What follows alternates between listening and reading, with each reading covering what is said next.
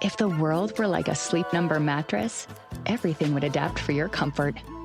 Because as your life changes and your body changes, Sleep Number mattresses adapt and shift to give you personalized comfort night after night. And now everything's on sale during our Memorial Day event.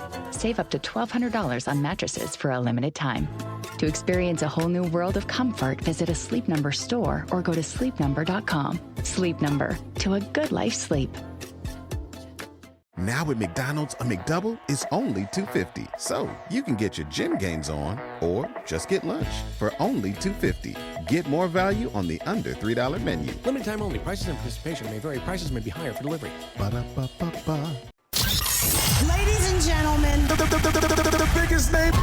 You're locked on to Scotty G and the coach, Tim LaComb, presented by Mountain Land Supply on 97.5, the KSL Sports Zone. Welcome back. David James filling in for Scott Garrard. Tim LaComb is at Tim Dolly Mazda down in Southtown. And joining us from the San Jose Mercury News, once again, it is Jon Wilner. You read him at KSL.com. John, thanks for joining us. Thanks for having me.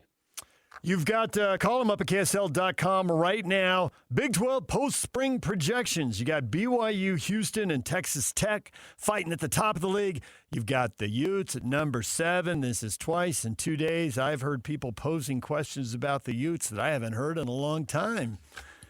Yesterday it was Ron McBride, the former Ute coach, who ran through the whole team, and the one question he really had was defensive line. He thought there were 2 or 3 guys he really liked, but usually they have 6 or 8 guys he really likes. And his point was there's time for guys to develop, but they have to or it's going to be a problem. So he had it more as a question mark.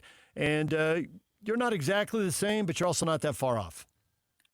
No, I mean, I don't know how you can look at Utah and not at least wonder about the change of coaches, right? I mean, you knew what to expect for 20 years. You knew the culture. You knew the style. You knew what the off seasons were going to look like. You know, Morgan Scalley was a terrific defensive coordinator. Nobody would argue that point.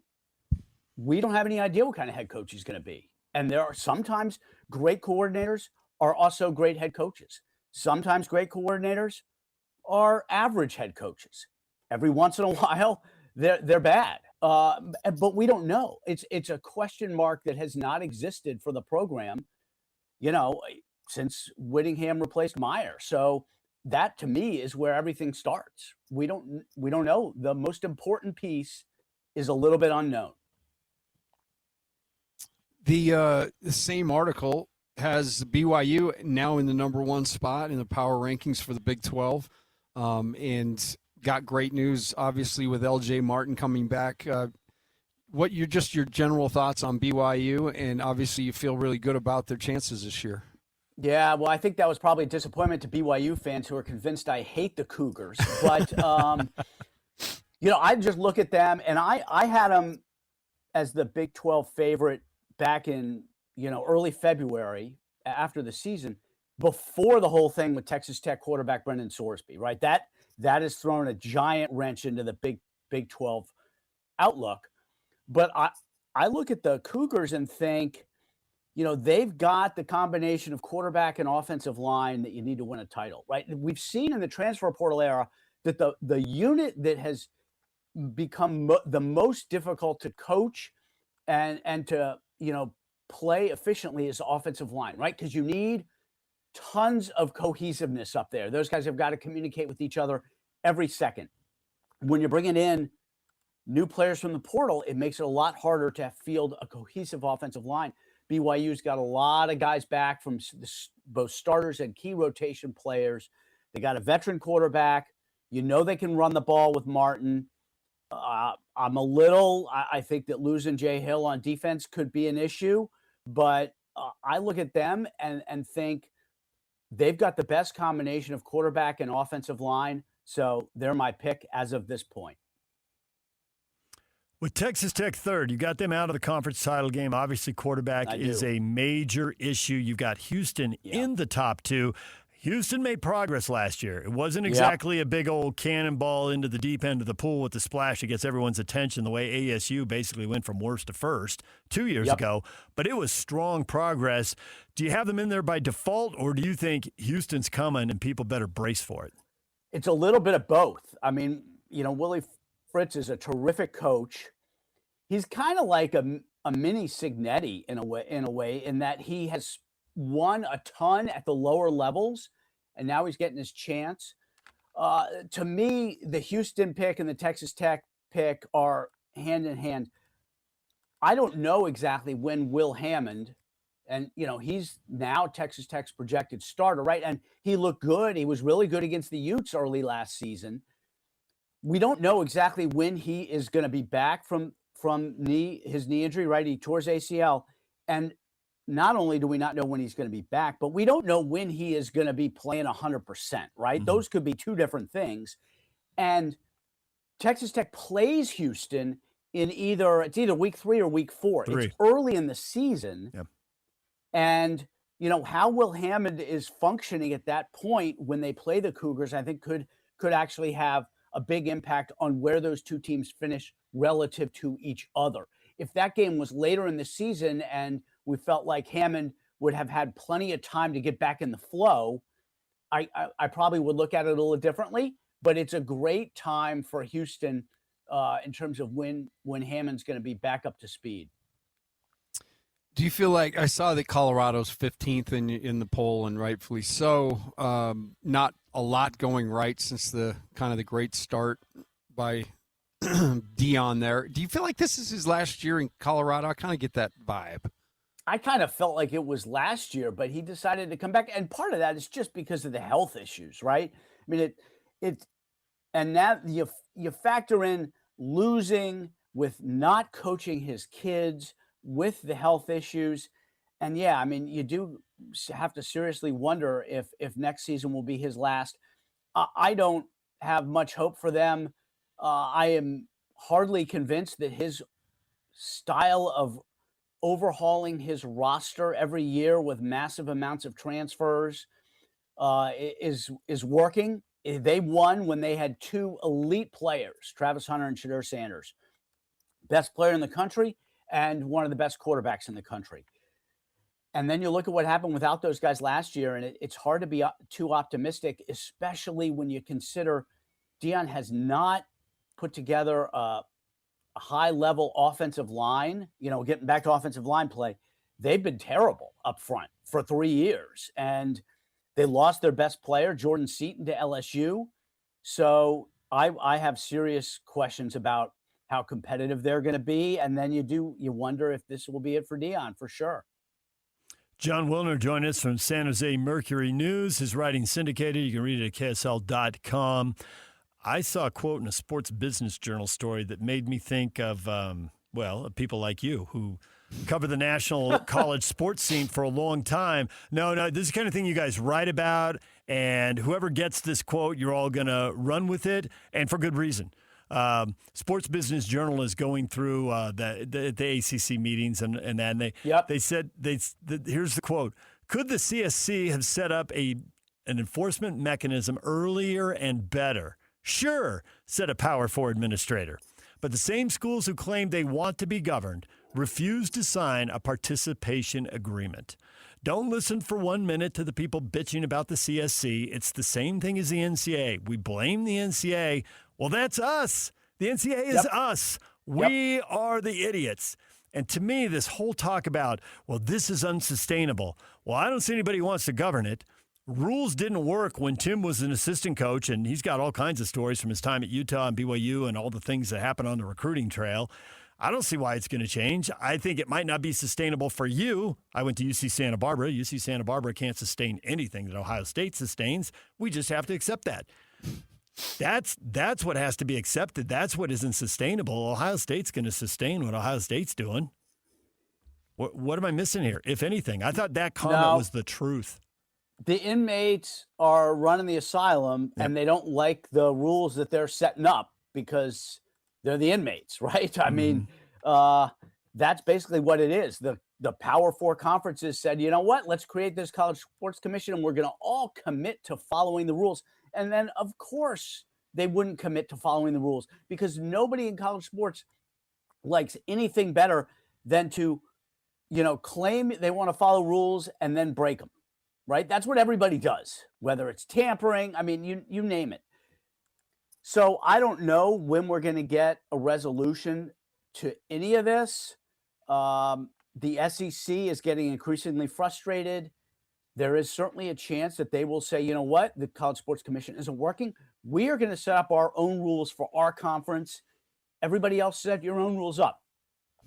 We'll see where that leads us. I do think there is one easy solution, which is collectively bargain with the athletes. But to do that, the athletes need to have a union.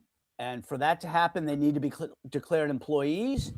And the university presidents are against having athletes declared employees, which is ridiculous at this point. At this point, a collectively bargain, a CBA would solve almost all of the problems. And otherwise, I don't see how there's going to be a resolution to any of it. John, you're an employee when you have to be at a certain place at a certain time, and you're given a certain amount of compensation for that. Now, Tim was managing and doing video for Rick Majerus 30 years ago, and Rick Majerus did not let players drift in whenever they felt like it. They should have been employees at least 30 years ago, and there's an argument that John Wooden should have had employees 50 or 60 years ago when Sam Gilbert was paying, and Sam Gilbert was ignoring rules and eventually got busted by somebody like you who was 50 years older at the LA Times. Tim, were you a student when you did that? Yes, I was. Did you get paid? I did. Well, I mean, I go. didn't. The first year I did not. But I got a scholarship the second year. So you were a student and an employee. Yes. And I don't know why the quarterback can't do the same thing, right? Exactly. All these places have got students who are working part-time and getting a paycheck, but they won't let the athletes do it. It's just preposterous. I got to go to the Ortega Dining Commons where I pulled 1 million shifts, and I got to be there at a certain time, and they give me a certain amount of money. What's the difference? Well, in 2019, there isn't one, and they're looking for every solution except the one that's in front of their face, and none of the other solutions are going to stop the lawsuits. And so we have a situation where everything in college sports is either a reaction to a lawsuit or out of fear of a lawsuit. And that's why we are where we are. There you go. John, we appreciate the time. Talk a little college sports and a little Big 12 football. Thanks for coming on, and we will keep reading you. We'll keep reading you at KSL.com and in the San Jose Mercury News. Appreciate it. Thanks, John. He's Jon Wilner. All right, DJ and the coach. And we were both there, dude. Like we were employees and we were at school. But schools don't want to do it. So the collective bargaining isn't going to happen. And honestly, at this point, if they make them employees, I wonder if the collective bargaining would work because there are players making a lot of money and there's agents making a lot of money. And they're going to be like baseball. No. We're not collective bargaining that. That's just going to, as soon as you get a collective bargaining, you're going to get a salary cap. It's going to cost me money. No. I'm not doing it. So I wonder if they've missed the boat. It's going to be a lot harder for sure. And I wonder if they could even pull it off. Well, the one thing I will say is people ask me all the time, how could you leave coaching? Man, that's so crazy. Well, look at all the fun everybody's having right now. All right, I'm about to hit the road here. It's been a long morning. I'm exhausted about all this radio and talking about sports. You could do this all day. Who are you kidding? I was going to say I'll probably go home and call somebody and talk about sports. No, what you're going to do is you're going to go home and, you're going to dream up a new podcast or something. You have so much going through your head. It's impressive, my man. But thanks for jumping in. I appreciate it, and Scotty does too. No worries. Happy to help. Good to see you. And actually, I have a tea time this afternoon. I'm actually going to kind of be normal. Good luck. Who are you playing with? Just 3 friends. Nice. Enjoy. I hope you have a wonderful round. Hit them straight, hopefully. Well, I mean, that's all relative. Knock on Depends wood, on where you're aiming. Yeah, that's true. Anything remotely close to the fairway would be good. Yeah, that's good. Yeah. I'll take it. All right. Thanks, Tim. Thank you. If the world were like a Sleep Number mattress, everything would adapt for your comfort. Because as your life changes and your body changes, Sleep Number mattresses adapt and shift to give you personalized comfort night after night. And now everything's on sale during our Memorial Day event. Save up to $1,200 on mattresses for a limited time. To experience a whole new world of comfort, visit a Sleep Number store or go to sleepnumber.com. Sleep Number, to a good life's sleep. You blew right past our exit. That's it. I'm going on ZocDoc and finding you an eye doctor. Come on, babe. I don't need glasses. How about Dr. Stafford? Patients say she's really quick at finding the right prescription. Yeah, pass. Dr. Taylor, this review says he helped me realize my situation isn't as serious as I thought, and he's in network. Okay, fine. Book it. Whoa! Why is there a tiny volcano in the road? Honey, that's a traffic cone. Right. You've got options. Download the ZocDoc app today.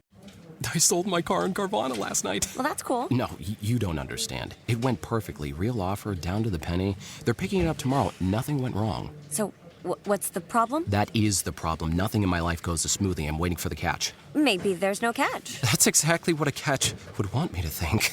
Wow, you need to relax. I need to knock on wood. Do we have wood? Is this table wood? I think it's laminate. Okay, yeah, that's good. That's close enough. Car selling without a catch. Sell your car today on Carvana. Pickup fees may apply. The Jazz, the Mammoth, and the Utes, Cougars, and Aggies. When it comes to sports in Utah, we got you covered.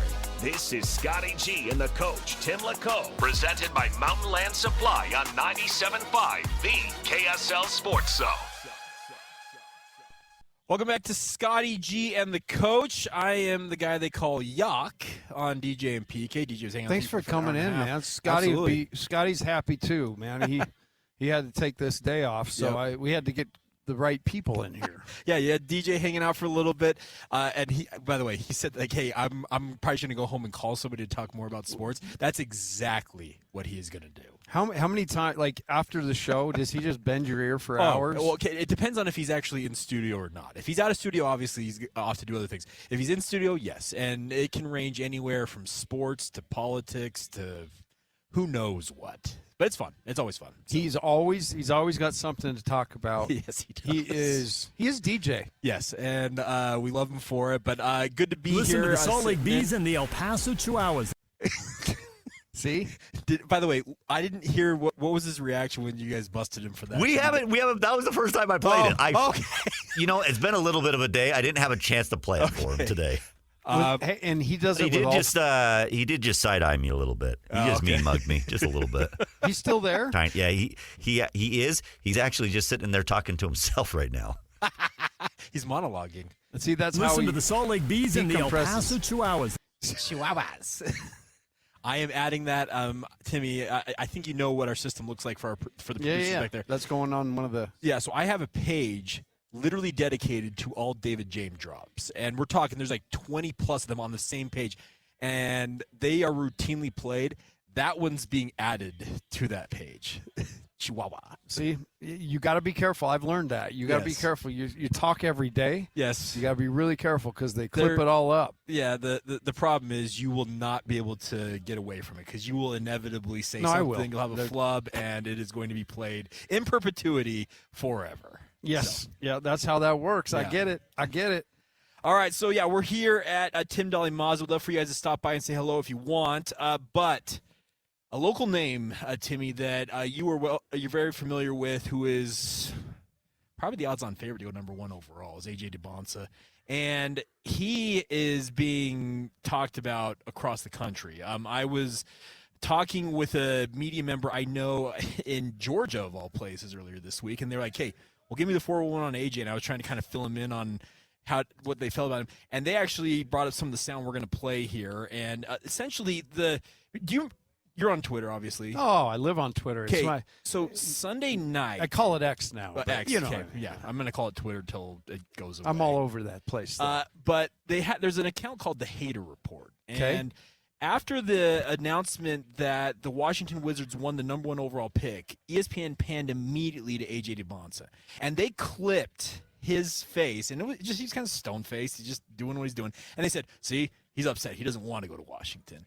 And I think anybody here locally who has watched or interacted with AJ was like, no, that's just kind of who AJ is. But for the nation, the fact that he wasn't like smiling and giddy, they're like, oh yeah, he hates it. I think that has given rise to some of the rumors about why Utah reportedly has called Washington about potentially moving up, and the rumors that Utah wants AJ, they're going to go all out for him. Let's get to this first cut, and this is AJ talking about his reaction to Washington having the number 1 pick, and I think it actually lends some insight into his mindset just in terms of who he is as a player and human being. I mean, I am used to it. I mean, I've been all over social media since I was about 13. You know, you're trained not to react. A lot of the top players, like Cooper Flagg last year, and you can go down the line, just have no reaction at all. You don't want to seem too happy. You don't want to seem too down. So I just kept a straight face, kept the poker face. But, you know, people just going to, make their own assumptions. So. Bingo. Well, the thing I will say, Jake, and you've seen enough of these process, there is no process like this where there's fact-finding without a ton of rumor and innuendo and smokescreen. And, the creators of all that, you never really find out who the sources are. Yeah. But it's part of the gamesmanship. And, it's interesting that AJ studied other guys sitting in that position. It tells you how badly he wants to be the number 1 pick and has for a long time. It's all remains to be seen. I do feel like the general consensus is that he will be, but this period, what they did at the combine certainly registers a score. Now they go out and have workouts with individual teams that'll register a score or an impression. They'll go out and then obviously interview with all these guys, and that interview is probably more important than all that other stuff. So these smoke screens and everything, I wouldn't read anything into the Jazz saying, hey, we're trading up. In fact, the people I've talked to, I've heard just the opposite, that they want to play this thing out and they want to see what everybody else is thinking, because you can't, until you know what they're thinking, until you understand something crystallizes or you get great intel with what Washington's going to do, you're doing the same thing. You're analyzing all 4 because they're all right now potential impossible targets. Well, and it's a poker game. You know this. 100% a poker game. If you show your cards right now, everybody's going to be like, all right, we know what Utah's doing. If Washington were to do that, like, hey, we know what the Wizards are doing. There's no incentive for any of these teams. I'm talking even for as low as the 4th pick for the Chicago Bulls. None of them should be saying, well, this is our guy. No, and nobody will, right? Nor should they, because if you do, all of a sudden everybody else is like, okay, well, we know where that pick's going. Because you keep all your options, you play those cards close to your vest, and you make sure that nobody knows what you're going to do. So therefore, you can keep that, call it element of surprise. You keep that intact, and that helps you in this whole process. Well, the options, that you use the word option, and that is the biggest thing. The Jazz are, they went from 2019 completely landlocked in a roster with 2 stars, albeit young kind of budding stars. Not budding, they actually had arrived. And they just couldn't build a roster that fit around those guys. So obviously they had to pivot. But that first draft, 0 draft picks. I mean, Ainge sat there with his hands in his pocket. Well, the quote that apparently you guys having fun, like he essentially told him, like, yeah, see, we never want to have this happen again. We don't want to be sitting here and not have any options, any picks, nothing to do. No, options are everything in this spot. So with the Jazz having the ability, see, that's the key. They have the ability to do whatever they want here, except for draft whoever Washington drafts. And so do your intel, do your research. But, AJ's certainly a guy who is in those 4, and they've got an interest in, and they're continuing to find more about. And so I want to play this next clip. And AJ, you mentioned the fact he studies players, because he does. His dad, Ace, he actually is foregoing the traditional agent. He's actually got a business manager, and his dad, Ace, for lack of a term, is his agent. His dad's kind of just the liaison that deals with everybody that wants to get to AJ. But you talk about studying players. Well, AJ knows a lot about these guys because he's played alongside them, and he knows that the talent in this draft is undeniable. We're just super versatile as a group, and we're super exciting to watch. Like, I think a lot of us just can make a lot of highlight plays, but also playing the game the right way.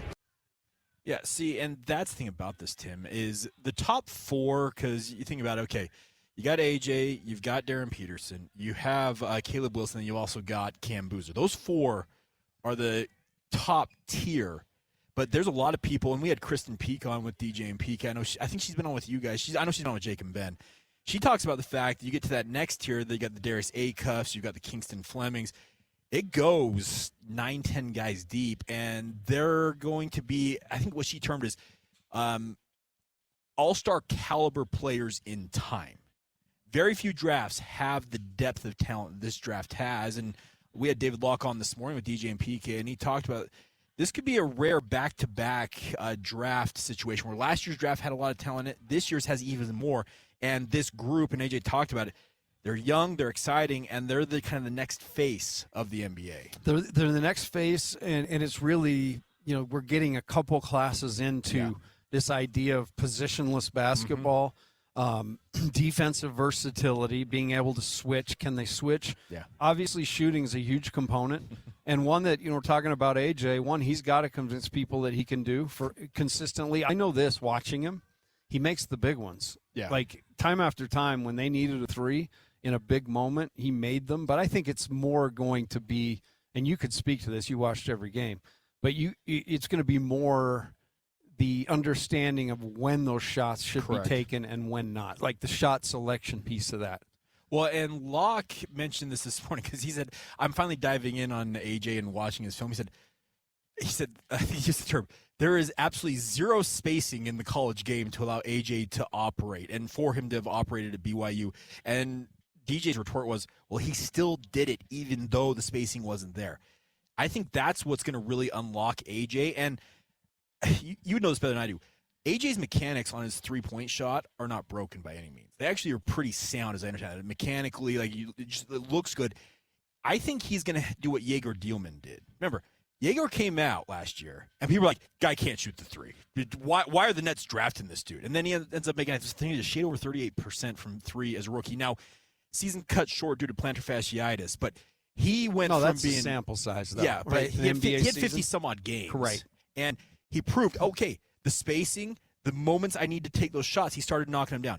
I think you're going to see the exact same thing from AJ next year. He just needs to get into the NBA to show that. No, I agree. But that's one of the things. You're making a board, and you're putting all the major, massive, incredible things. And most of these guys have a list of mile long in that regard.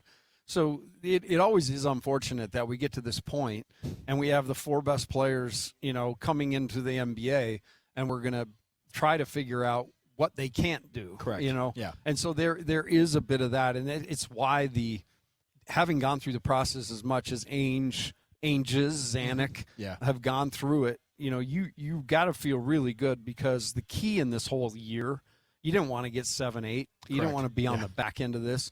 The fact that they got 2, ecstatic. But then this process is real. Yep. And you have to understand, of the weaknesses these guys have, who can correct them? Who can actually, through development, fix the things that they're struggling with. And like Ace Bailey, his big knock was shot selection. Yeah. Right? But, you get into the season, and Ace was unbelievable. Like, that dude, I can't think of many bad shots the kid took all year long. Yeah. So, obviously, some of the things that were said about his game weren't completely accurate, and if they were fixed through development. Well, and I think that kind of shows you the difference between the college game and the NBA game is NBA, the floor is so much more spaced, and guys who Ace Bailey, much like AJ, everybody packed around him in terms of the spacing in the college game and didn't allow him to operate. All of a sudden he gets in the NBA and he's like, hold on, I have to beat one guy and I can be on the rim?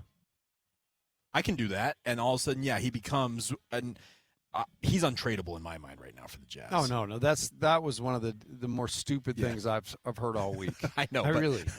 But I'm just – so that's, I think, what a guy like AJ is going to find, that spacing. And so I want to get to this final clip before we hit the break here. And this is, I think, where Kevin Young is going to – his coaching of AJ is actually going to come, I think, full circle once he's actually in the NBA, even though Kevin Young won't be coaching him day to day. So here's what he had to say about Kevin Young and how he coached him at BYU. Just KY coming from the NBA, I think that he brought me a lot of knowledge.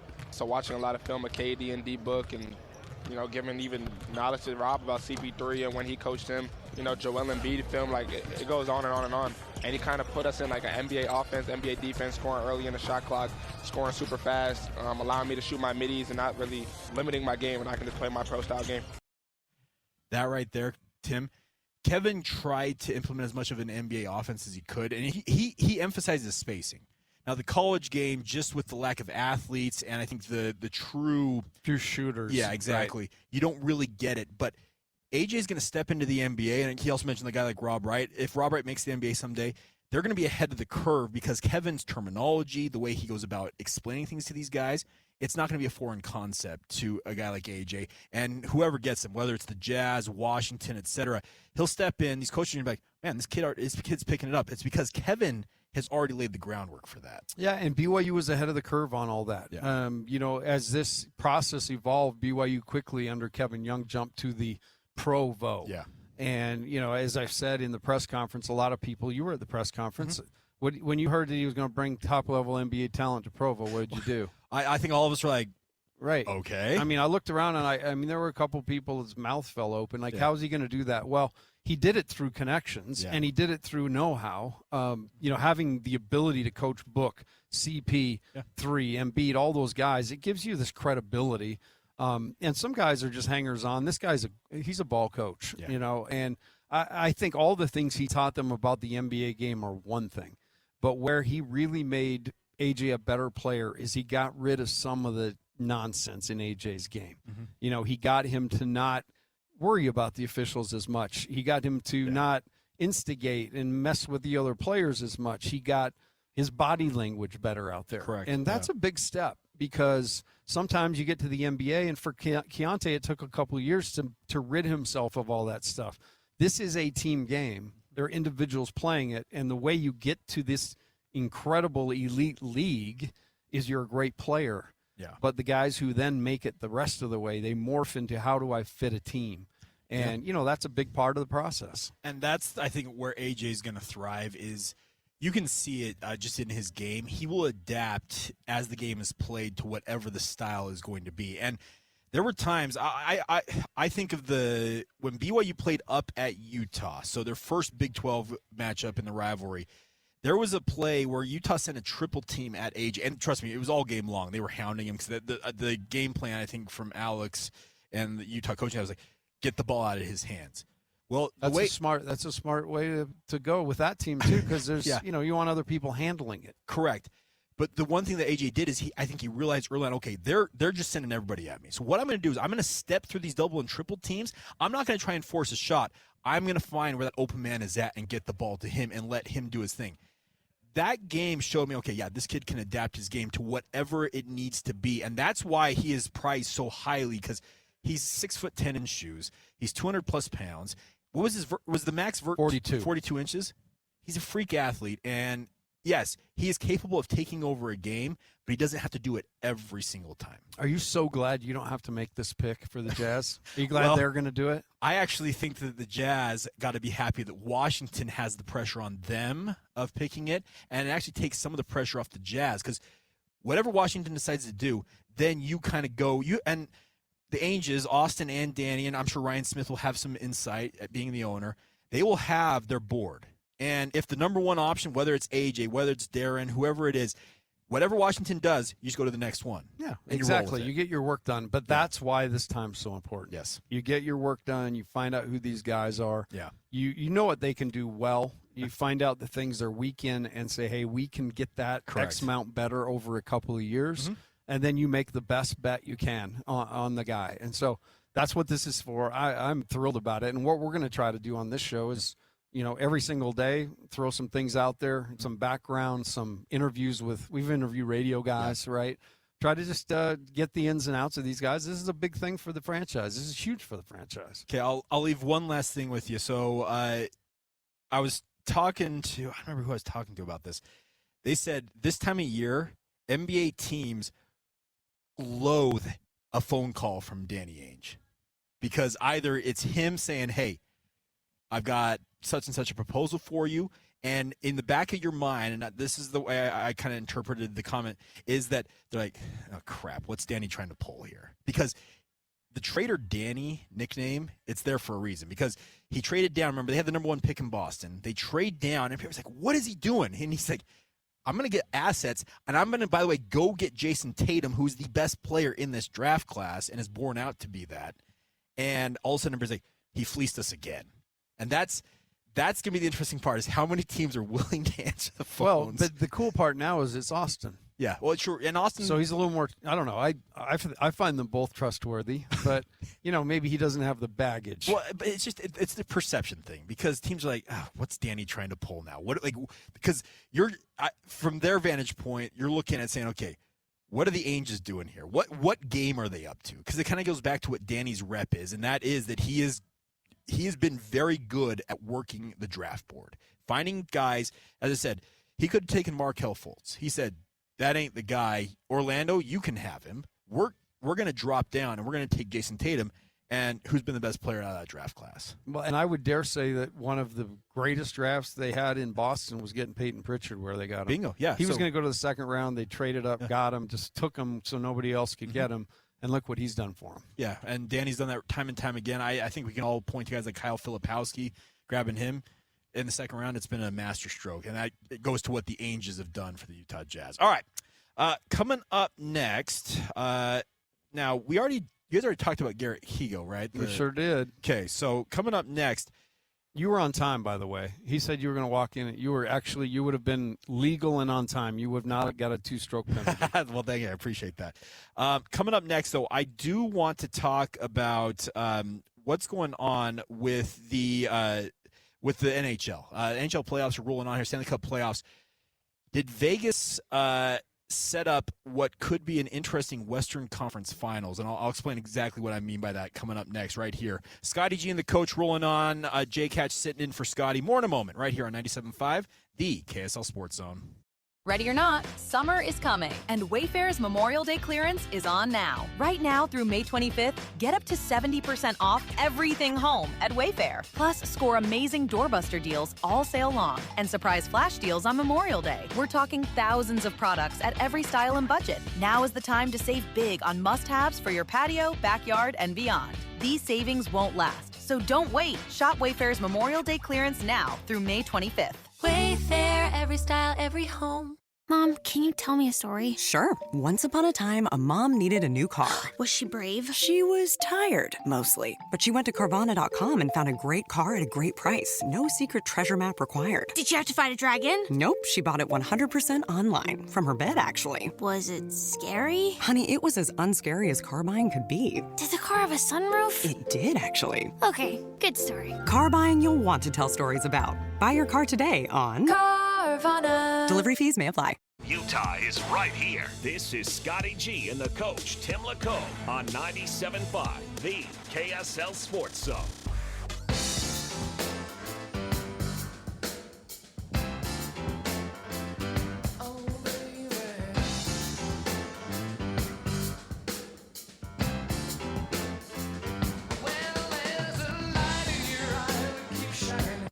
Welcome back to Scotty G and the coach. I'm Yak, a.k.a. Jake Hatch, sitting in for Scotty. And by the way, I'm going to throw this up.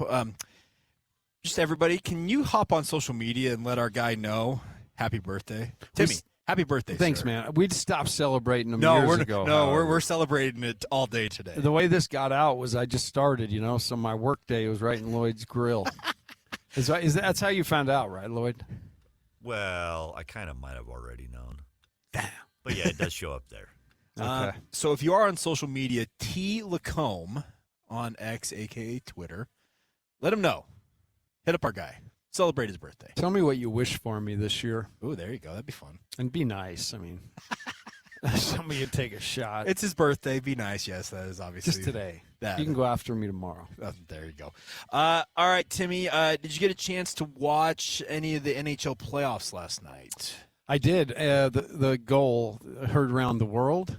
Time of Mitch Marner? Between the legs. That was a beauty. I thought that was a basketball move. Kind of was, though. Think about it. Those guys, I'll tell you what, that's the thing that stood out to me in the Mammoth this year was how athletic these dudes are. They're big and tough, but they're athletic. Lloyd, you said you have the highlight, correct? Go ahead and play it. Now a chance at the other end. A stop. Oh, what a finish! Mitch Marner backs his way to the crease and finishes at the right post. What a goal for Mitch Marner. 1-0 Knights, a minute into Game 6. Now, Timmy, you mentioned that you hear him say, what a stop, because he thought that the goalie stopped him from scoring. But all Marner does is literally he stops on a dime and kind of backs himself away out of the crease, just give him enough time to put it between his legs and score it. Man, what a play. Yeah, crazy dexterity and awareness of where he was on the ice. But that was very disrespectful. He went backwards, facing into the goalie's crease, into his home, and then was able to pull off that goal. That's very disrespectful. It set the tone, and the rest of the game went the way of the Knights, and they have now advanced to the Western Conference Final. So it sets them up against the Colorado Avalanche for the right to play for the Stanley Cup. And you think about it, it's like Utah had Vegas on the ropes. Don't say it. I get so mad. But they did. They had 52 seconds, dog. I was on the edge of my seat. All of us were. Come on, Gav, just clear that thing. But you think about it. Had they held on in that circumstance, how different do things look right now? I know it's one moment, and PK all the time. Trust me, if PK's listening, he's going to text me right away and be like, dude, you know my philosophy on this. I'm like, yeah, ifs and buts, I get it. I will say, watching it last night, and a couple goals reminded me. Yeah. They took me back because Anaheim turned it over in their zone. Yeah. And they led right to goals. Just like it, that's how Vegas beats you. So I actually don't take from it, it should have been us. I take from it more because I think everybody's going to know their fate in the Western Conference Final. I mean, come on.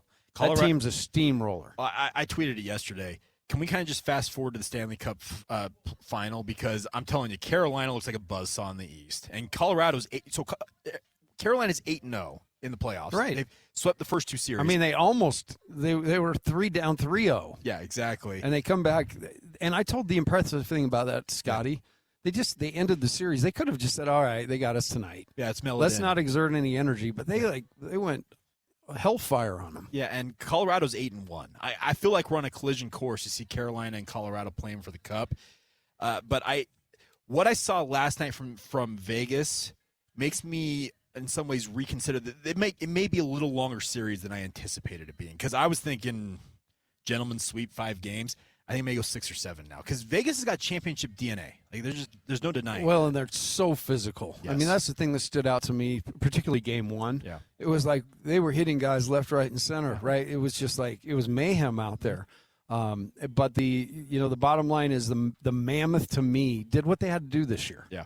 They competed with that team to the point where they had them on the ropes. If they knock them down that hole of 3-1, yeah, exactly. I mean, 10% of teams come back from that. Mm-hmm. So the Mammoth had them there, and so I think that's the thing they got to focus on. I'm ecstatic for all the new hockey stuff this offseason, free agency, and I mean, we got a whole nother thing to follow. But I am like most of the people I talked to that had nothing really. They knew hockey, but they didn't. Yeah. Follow it. Like, they're all in. In this community, I've got so many friends that are like, have you been to holy cow, that had me in game 1, So it definitely is relatable. Yeah. And the front office, I've gotten the opportunity to meet them in person and then obviously interview them on the radio. What great dudes the Armstrongs are. And then Ryan and Ashley have the ability to, open the coffers. They build them that incredible facility. There's going to be a cup here, dude. There will be a cup in this town. I'm looking forward to it. I want to see that parade going right down South Temple, Main Street of Salt Lake City, and I'm telling you, people are going to show up for that. It's going to be crazy when it happens. I want to reserve a spot on the Zamoth going downstate. I think we all do. Let's be real. No, I know we all do, but ticket. I know. Yeah, exactly. You got to pay. That's a major contribution to the Zamoth fund. Yeah, I think it shows. The fact that what Vegas did to Anaheim makes you think, okay, Utah's not far off. The Mammoth are not far off. No. And I felt like the whole series. Yeah. I mean, I really did expect Vegas to big boy us, especially after watching the first game. But it was the fight, the resilience, even after tough decisions. Like, they could have hung their head in situations. They kept fighting. Yeah. And I love Bear. I know they got the right guy leading them. Yeah, Bear's fun, and he's been so good about coming on the station every week. Like, I can tell people as a producer how rare that is to have people that show up consistently. They say a lot of people will agree to do stuff like this. I always think of Joe Ingles. he was the gold standard for that. We did 8 years of him weekly with DJ and PK, and I think I can count on one hand the number of times he missed in 8 seasons. That says a lot, and that's why Joe's loved everywhere he goes. Yeah, but I'm just saying it's the same thing with Bear. Like he does his thing, and Bill Armstrong did it with this show for all season long. It's really cool to have people like that show up and are willing to kind of lay out how everything's going. So, yeah, we'll see what happens. I'm very interested to see how the Western Conference Finals go. We do have still one second-round matchup. We have a Game 6 Sunday, Montreal and Buffalo, and the Canadians could punch their ticket to be the sacrificial lamb for the Carolina Hurricanes if they can pull it off on Sunday. Yeah, and they've got, my understanding, the best following in terms of fan base in the Delta Center's pushing them, obviously, but that's a hard place to play. I do believe it comes down to Colorado and Carolina, and that's going to be fun. That's going to be two really fun styles. Neither team afraid to get up and down. Some high scores, a lot of hits. That would be a great series, but we'll see if we get there. Yeah, no doubt about that. All right, more in a moment right here on 97.5, the KSL Sports Zone. Make game day yours. Tickets, food and drinks, stats, and streaming. Everything you need is in the Utah Mammoth app. Download today and make game night easy. Download on both Android and iPhone. Just top. Mom, can you tell me a story? Sure. Once upon a time, a mom needed a new car. Was she brave? She was tired, mostly. But she went to Carvana.com and found a great car at a great price. No secret treasure map required. Did she have to fight a dragon? Nope. She bought it 100% online. From her bed, actually. Was it scary? Honey, it was as unscary as car buying could be. Did the car have a sunroof? It did, actually. Okay, good story. Car buying you'll want to tell stories about. Buy your car today on Carvana. Delivery fees may apply.